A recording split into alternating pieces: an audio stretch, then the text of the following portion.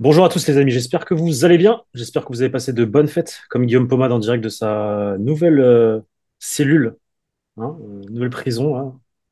Ça se vacances en France? Ça se passe bien, ça se passe bien. On a enfin vu le soleil là après 3 jours aujourd'hui, ça fait plaisir, hein. C'est déjà 3 jours que t'es là? Ça passe vite, hein. Ah, ça passe vite, oui. Bah, il y a une Noël quoi. Ça passe très très vite, ouais, effectivement. Petit point actu aujourd'hui les amis, petit point actu parce que notre très cher Guillaume Pomade a sorti une information ce matin concernant le Mondial 2030. On va faire aussi un petit point actu sur Kylian Mbappé et les dernières informations de Marca, de José Félix Diaz, et un point A, quant à Alexander-Arnold, avec les différents échos qui sont sortis dans la presse là, entre le soir du réveillon et le jour de Noël. Mais commençons par ton info, Guillaume. Je te laisse développer tout ça. Bah, c'est assez simple, c'est que la direction du Real Madrid est optimiste quant aux chances d'accueillir la finale du Mondial 2030. On sait que la Coupe du Monde va se disputer. Alors, les tout premiers matchs vont être en Amérique du Sud pour fêter les 100 ans de la Coupe du Monde, mais ensuite ça va se disputer entre le Maroc, le Portugal et l'Espagne.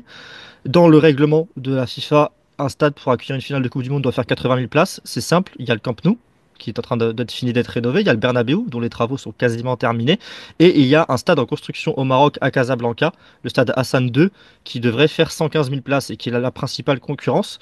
Mais en tout cas, la direction du Real Madrid, l'info, c'est qu'eux, ils sont optimistes quant à pouvoir accueillir le mondial. Et le Bernabéu, évidemment, remplit tous les critères pour être un stade d'accueil. Le Bernabéu l'a déjà accueilli d'ailleurs en 1982. En 1982, Ouais.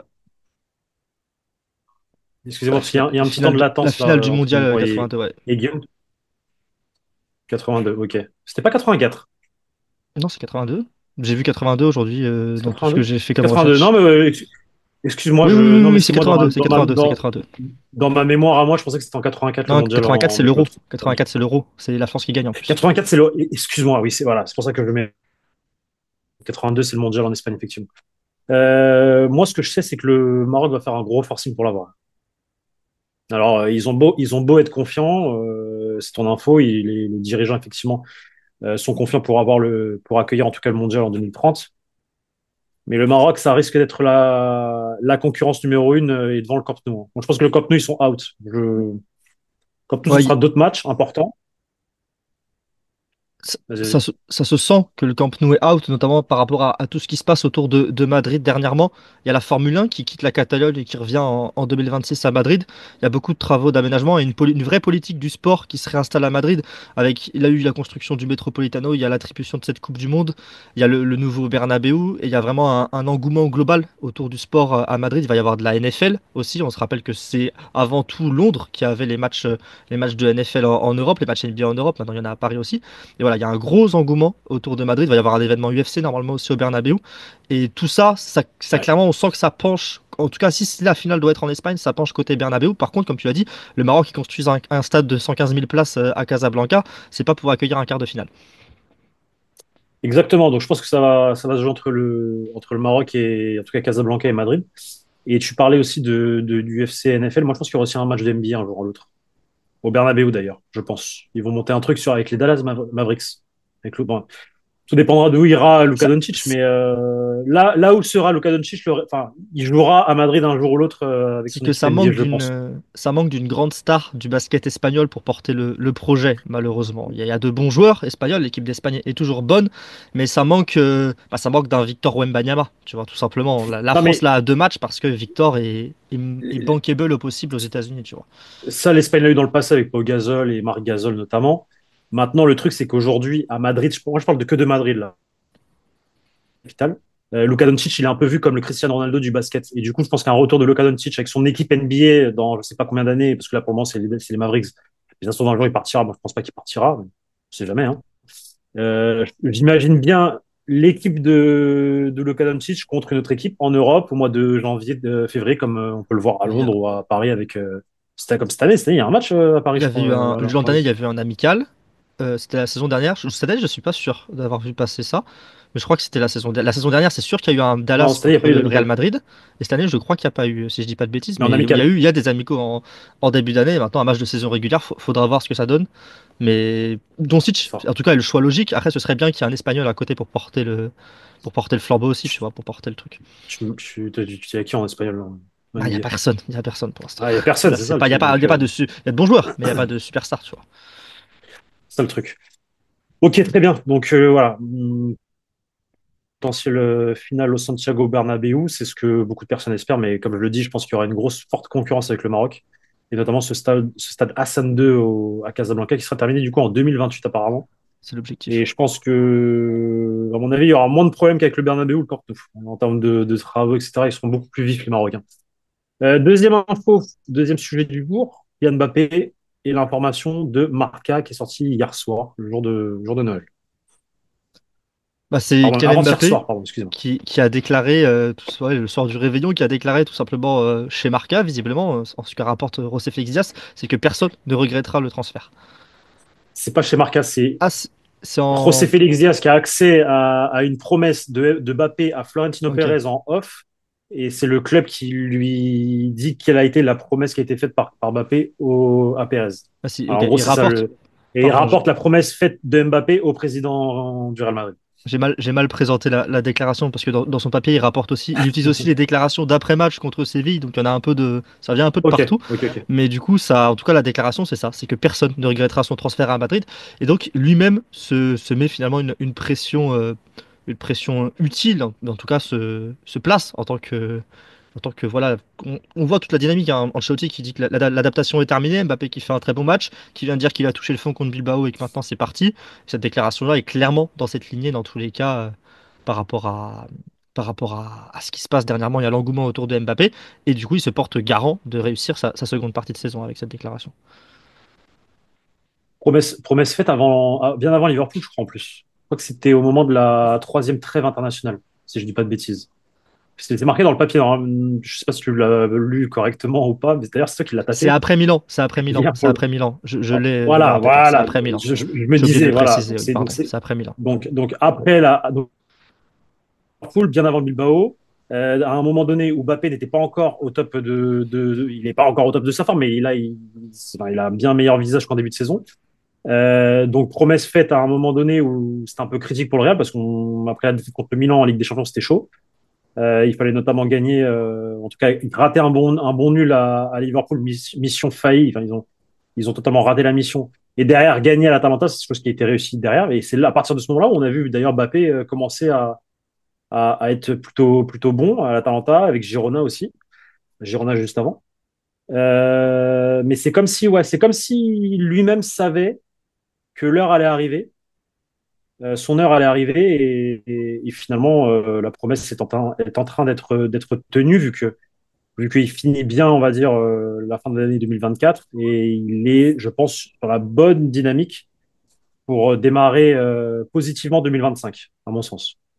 Je suis totalement d'accord. Hein. Là, c'est lancé. Je pense que là, la machine est lancée. En plus, là, il y a une petite trêve pour reposer les organismes. Ensuite, ça va direct enchaîner avec le match contre Valence, la Supercoupe aussi, histoire de gagner un troisième trophée en moins de 6 mois au Real Madrid pour Kylian Mbappé. Et ensuite, évidemment, les échéances en Ligue des Champions. Alors, c'est un petit peu plus simple pour le Real, c'est Salzbourg et Brest, mais il restera ça et cette période-là amène à un derby à domicile le 9 février, si je dis pas de bêtises. La date est encore à décider, mais je crois que si je dis pas de bêtises, c'est le week-end du 9 février. Et ce C'est ça, match-là est c'est ça, c'est clairement ça. charnière. Hein. Quand on regarde le classement, quand on regarde les prochains matchs du Real et de l'Atlético, ils vont arriver au coude à coude logiquement sur cette rencontre-là, et c'est déjà un premier choc, un premier match du titre, avant de penser aux échéances en Ligue des Champions, potentiel 16e de finale barrage que le Real va sans doute être obligé de disputer, et ensuite évidemment, comme on connaît, les huitièmes en mars, les quarts en avril, les demi en mai et la finale en juin. Passage, le Real Madrid qui jouera là après la trêve de Noël, les vacances de Noël, un match contre Valence, du coup, match en retard de la 10e journée, peut-être, ou 9e journée à cause de Dana, des intempéries qu'il y a eu à Valence il y a quelques temps, face à un Valence, comme par hasard, qui a un nouvel entraîneur. Et vous savez qu'en Espagne, généralement, il y a un proverbe qui dit nouvel entraîneur, nouvelle victoire, enfin victoire en gros. Alors, c'est un petit C'est peu c'est un peu, partout, hein. c'est un peu partout. Ok, bon, moi, c'est un truc que j'entends surtout en Espagne, mais je sais pas que c'était partout. Mais ouais, effectivement, apparemment, un nouvel entraîneur apporte une victoire. Donc, comme par hasard, premier match de ce nouvel entraîneur qui entraînait du coup West Bromwich Albion, je crois, Ouais. en deuxième division anglaise, et qui était un entraîneur à la mode. Alors, je ne sais pas si c'est vrai, parce que moi, je ne suis pas du tout le football de deuxième division anglaise. Mais apparemment, c'est un super coach. C'est l'opportunité de sa vie. Et comme par hasard, ce gars-là va jouer contre le Real Madrid comme par hasard. Voilà, c'est souvent Et pareil. Un match qui aurait dû se jouer, bon, en vrai, c'est pas de leur faute, mais un match qui aurait dû se jouer au mois d'octobre, tu sais. Donc, je pense qu'ils auraient tous préféré le jouer au mois d'octobre pour le coup, celui-là. je pense aussi. Mais il faut rappeler que Valence a payé 2,4 millions hein, pour ramener l'entraîneur de West Ouais. Bromwich Albion. Donc c'est clairement pas un entraîneur qui a été limogé ou quoi, c'est Valence qui fait un pari hein, pour le coup, parce que payer une telle somme pour un entraîneur, c'est un vrai pari. Et donc on va voir ce que ça donne, même s'il a un temps limité pour préparer la rencontre. Comme tu l'as dit, il y a souvent une onde de choc, un électrochoc quand un nouvel entraîneur arrive. C'est que Sam Allardyce c'était le spécialiste en Première Ligue. On a vu Pascal Duprat en France être un spécialiste de ça aussi, d'arriver dans un nouveau club et de réussir à, tu sais, à galvaniser, remotiver toutes les Insufflé, troupes. ouais. Et voilà, et même il y a cet effet de nouvelles méthodes, des fois ça change tout, tu vois, dans un sens comme dans l'autre, hein. Regarde le Sporting actuellement, ils ont juste mis l'adjoint et tout de suite ça s'est cassé la gueule, quoi. T'as le nom du coach, c'est Corbalan, non? C'est Cordalan, un truc, quelque chose comme ça, Carlos Cordalan, je crois, Attends, si je dis pas de bêtises. je le tape vite fait, excusez-nous, hein. Carlos Corberan, excusez-moi. Corberan. Carlos Corberan, et il a exactement, il a signé jusqu'en 2027. Entraîneur de quel âge? Ça vient pas ici. Bon, bref, c'est pas très grave, mais c'est un entraîneur jeune. Ça a l'air d'être un entraîneur espagnol jeune qui entraînait du coup à West Bromwich Albion. J'ai un bien plus mauvais accent que Victor Brochet. Dernière information du jour, dernier sujet. Hein, Trent Alexander-Arnold, latéral droit de Liverpool. Je sais qu'il y en a beaucoup qui l'attendent avec toutes les rumeurs qu'il y a eu dernièrement. On reprend un peu ce qui s'est dit là ces derniers jours sur Trent Alexander-Arnold, mais Guillaume, j'ai l'impression que ça sent plutôt bon. Tout cas, Mario Cortegana de The Athletic rapporte que le Real Madrid est optimiste quant à l'avenue de Trent Alexander-Arnold.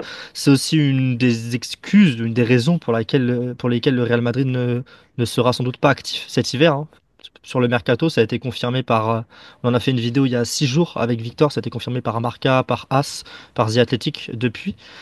Et donc il y a ce point-là, mais par contre il y a aussi Fabrizio Romano qui rapporte que Liverpool fait tout, en tout cas, est entré vraiment dans les négociations, est à fond pour faire tout pour garder Van Dijk, Salah et Trent Alexander-Arnold, les trois étant en fin de contrat. Donc il y a clairement une concurrence et finalement une course qui s'est créée, je pense, entre le Real Madrid et Liverpool quant à TAA et la course est lancée. Puis maintenant, bah, il faut voir ce que ça donne, quoi. Et il y a une dernière petite info de Defensa Central qui a été sortie il y a 2 jours également, comme quoi le Real Madrid veut le finaliser le plus tôt possible dès le début de 2025.